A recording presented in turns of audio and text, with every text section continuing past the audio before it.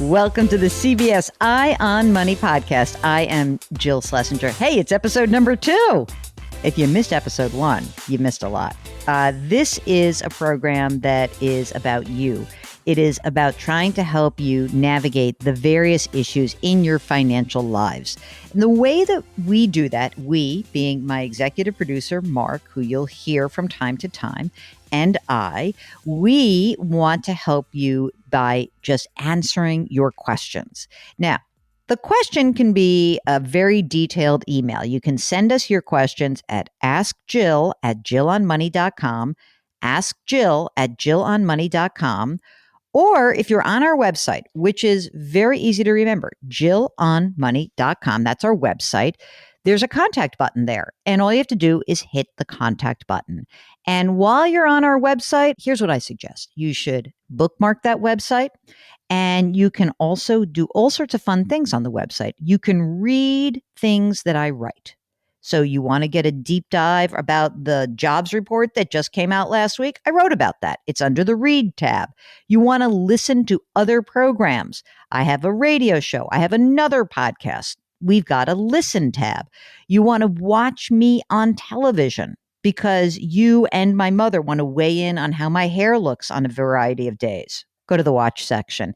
And if you would like to, you've got a number of resources in our resource section. Again, this is all at jillonmoney.com. Now, if you don't want to miss a single episode of the Eye on Money, follow us. You follow us wherever you get your podcasts. So check it out.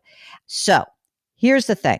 If you want, you're going to send us this email. But if you want to get a really quick response to your question, tell us if you'd come on the air live with us, because then we'll let you skip the line. That is what Michael did. Michael, welcome to Eye on Money. What can we do for you? Well, Jill, I have one question that I initially wrote to you about. And in thinking that over, I realized I actually have a few more questions. So let me start with the question I actually asked you about. And that is, in my retirement savings, I'm wondering if I'm being overly aggressive in my fund allocation. And the reason I ask that is this. My wife and I'm 44, she's 46. We both work for the government. We both have pension plans. We'll both be eligible for Social Security. My pension won't be small. It'll be probably over $100,000 a year by the time I retire. My wife will have a much smaller pension, probably $15,000 to $20,000 because she's wait, hold on a second. Sure. So you will be entitled to a pension of about $100,000 a year. Your wife, it'll be $15,000 a year. And then on top of that, you will both be able to claim Social Security, right? Correct. Do you have an estimate on those Social Security numbers for future years? I have not really spent too much time trying to estimate my Social Security. I looked at an online calculator, and I'm guessing combined, it'll probably be somewhere between $4,000 to $5,000 a month. Let's use it between the two of you, another $50,000. Okay. How about that? And we'll lowball it. So now at your retirement, and when does that pension kick in? When could you retire? I could retire with a slightly smaller pension at 57, probably around $90,000. And if I stay till 65, I'm looking probably conservatively, depending on the rates of inflation, 110 to 120,000. Let's look at the 65 thing. So really, if you look at 65 plus Social Security plus your wife, and we'll lowball your wife a little bit, we're talking about a bunch of money coming in, $175,000 a year. I know it's pre-tax, but is that enough to generally pay your bills, you think? Oh, absolutely. That's like you're sitting pretty, right? Absolutely. Okay, good. So now let's get back to your original question, which is, are we being overly aggressive? So here's something really interesting that I have found.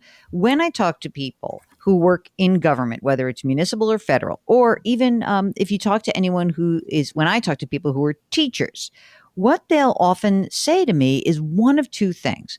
I've got this sweet pension and it covers my needs. Therefore, I am using my retirement assets and just rolling the dice and taking a ton of risk, because if I'm wrong, I don't really have to dip into it. Right. I don't have like some trigger event called retirement that is I have to take the money out.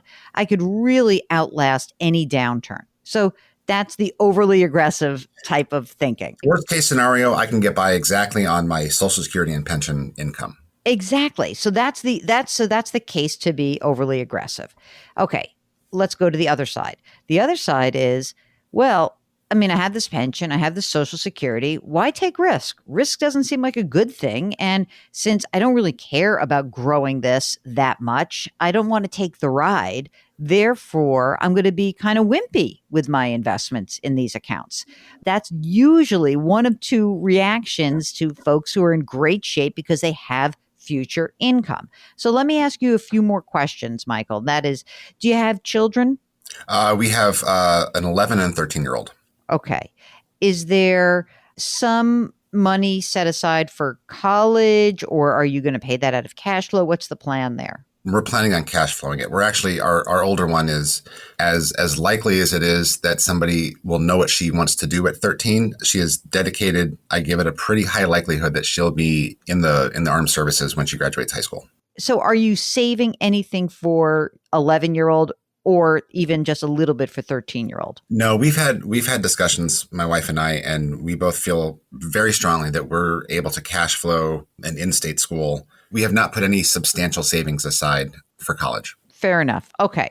Let's wind the clock forward a little bit. So it's 7 years from now. So it's 5 or 6 years from now. Mm-hmm. And now I'm sorry to say you're 50. It's okay. Life gets better in your 50s, I promise you. Would paying for college or something for your kids, would that necessitate you pulling back on the money you have in retirement contributions? So you're peeling back on the onion just a little bit. Let me give you just a little bit more context. I enjoy my job. I'm happy with what I do. My wife is less so.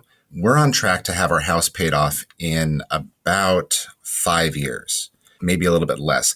At that time, the likelihood that my wife continues at her job is less certain. So I think what would happen is she would be able to continue through her job until the younger one graduates. With the mortgage paid off, the extra cash that generates on a monthly basis for us is more than sufficient to pay for college. And then with the mortgage paid off, that then gives her the freedom to leave a job that she's not super enthused about and take some time off, work part-time, find something else that makes her happy. Okay. Fair enough. Okay, so that sounds good. So how much have you guys saved already when in your overly aggressive account? What are the numbers here? So my wife used to work for the federal government. She has $200,000 in her TSP account that's just sitting off to the side. Obviously, she's not contributing to that anymore. And that has about $200,000 and it's all invested in the C fund. Stock fund for everybody else. Yep. Common stock fund. We each have a Roth IRA and we each have about $115,000 in our IRA. So $230,000 between the pair of us. Okay. We each have a Roth 457. She has about $60,000. I have about $70,000 in mine. Okay. So altogether, all retirement accounts, we're looking at about $560,000 or so. Fantastic. How much are you putting away right now into your retirement account, into your Roth 457? We are each maxing out our Roth IRA, so that's $12,000 there, and then we're each putting it, or each more or less putting a comparable amount. So depending on how things are going, another $12,000 to $15,000 a year in our 457s. Each, you're saying?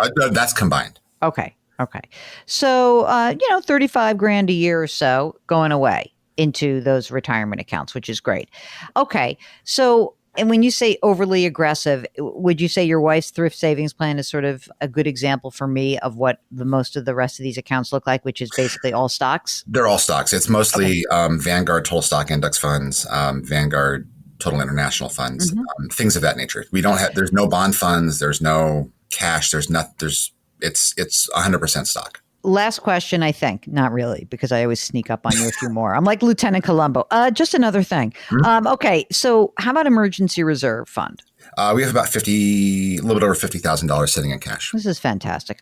So, okay, I'm a wimp. I'm going to tell you I am a wimp in general. But if I were going to be ever like nudging towards your world in the overly aggressive, that this is the case where it's okay. It really is. As long as you don't freak out by the ride. And maybe it's just that as you get closer to the 50s, you might start to say, hey, you know what? I don't love the ride so much. I want to put a few other things in to balance out the low lows. The high highs are always great. You don't need to balance those out. But yeah, the low lows, yeah, you kind of want to balance those out. Is it terrible? Absolutely not. If you can, you know what the risk is, that's fine. You lived through a lot. As long as you feel like you've got that emergency reserve fund, you've run your numbers, your retirement is fine, you're in great shape, I'm not going to tell you don't take the risk, because there is actually the only downside of this is that you got to wait some period of time before you pull these monies out. But you're in great shape. So I'm not even going to wag my finger at you and say, be careful. I just think you know what it is, right? If you feel comfortable with it, I'm okay with it. You're in cheap funds. They're stock funds. Sure, it would be nice if I could tell you, put 10%, 20%, just throw a little bit of a bond investment in there. It would be fine. But I actually don't think it's going to change your life that much one way or the other. It's like you have this, it's like you're Warren Buffett. That's what you are. You know how Warren Buffett is basically like just investing for essentially an infinite time horizon? That's kind of how you are, because you don't have to take this money out until you turn 72. So yes, when you get, in your 60s, do you need to free up the cash necessary for required minimum distributions on any monies that have not yet been taxed? Sure. But that's about it. Like, as long as you're cool with the risk, then I'm cool with the risk. So how's that feel? That feels great. So let me ask you a question that I think I'm already going to know the answer to. We have about $130,000 remaining on our mortgage. Mm-hmm. We are aggressively paying that down to try and get that paid off in the next 4 years or so. The reason for that is because once that monthly charge comes off our budget, that frees up, that gives my wife a little more freedom to have flexibility as far as what she wants to do. Understood. I mean, what's the rate on that mortgage? 3.5. And how far into it are you? We have $130,000 left. So, I mean, how many years? How many years? I don't know. If we went back to the regular amortization schedule, we'd have it paid off in another 18 years, but we'll have it paid off in 4. I mean, it's fine. It's the same thing. It's like if you had zero emergency fund, I would say, oh my God, you have to fund your emergency reserve fund. But, essentially, let's do it this way. How about this? I'm happy with you paying it down. And here's a different way of thinking about it. Because you have absolutely no bond position in your portfolio, I'm going to presume that this is like your bond position. Now, you're going to just pay this off. You're going to lock in a 3.5% return. So let's do that. I'm fine with that. Okay, I like that. This is shocking. This is a shocking call right now. That's not the response I expected at all. Yeah, like, oh, I know you're going to tell me to. No, you got liquidity. You do. And you can just turn it on and off. I mean, look, I also know that emotionally, when one person in the couple is pulling back and trying to make different decisions, having cash and having fewer obligations is incredibly helpful. I went through this myself when I was transitioning from being a full-time financial planner, owning my own company, making a boatload of money, and then entering into media where I started making zero. I was like, holy smokes, I need to have a whole bunch of cash. And I did. And I didn't invest a lot of money knowing that I was going through a transition. So I understand that emotionally you want that there for you, and she wants that. So considering you owe everything to your wife, let's make it easy for her. Okay. Fantastic. One last question. And yes, Lieutenant Columbo. You touched on it regarding when I pull my money out. TSP aside, the 457 and the IRAs are all in the Roth vehicles. Right. Given the pension income and the Social Security income, I'm thinking keeping on the Roth side of the ledger is good because I've already paid taxes on that money. You betcha. Okay.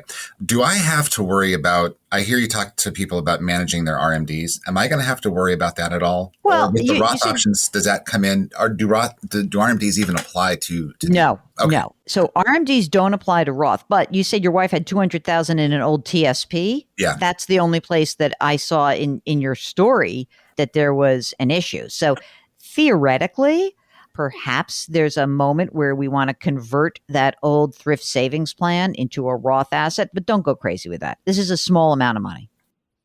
Mark makes an excellent point. Mark says, just remember that certain Roth retirement plans that are offered through your employers could be subject to RMDs. So when your wife retires, the first thing she's going to do is take her Roth 457 and roll it into her Roth IRA. When you retire, the first thing you're going to do is take your Roth 457 and roll it into your Roth IRA. And then we will hopefully avoid the distribution snag. Fantastic. Happy and healthy for you. Go and be aggressive. Just don't put everything in Bitcoin. That's a wild ride. I don't have $1 in Bitcoin, and I'm quite content with that. All right. No fear of missing out for you. No. Wish you the best of luck. Thank you for joining us today, Micah. You're great. Thank you, Joe. Thank you, Mark. If you, like Michael, want to know whether you're on track to reach whatever your financial goal is, now that goal can be lots of different things. It could be retirement. It could be college education for your kids. It could be buying a second home. It could be just getting started. If you need help, let us know. Send us an email, ask Jill at jillonmoney.com. Hop onto the website, jillonmoney.com, and hit the contact button, and we will get your message. Let us know if you want to come on the air. Mark will do all the rest. If you have any other ideas of things that you want to hear on this program, just let us know. Again, it's the Eye on Money. We are delighted to be with you. We drop our episodes Tuesdays and Thursdays. If you want more Jill, then you can also go on our website and you can subscribe to our sister broadcast. It's called Jill on Money, again, wherever you get your podcasts. Here at the Eye on Money, we are practicing this mantra for 2021. Curiosity, compassion, and community. We only build it with you guys. Thanks for listening. We'll talk to you next week.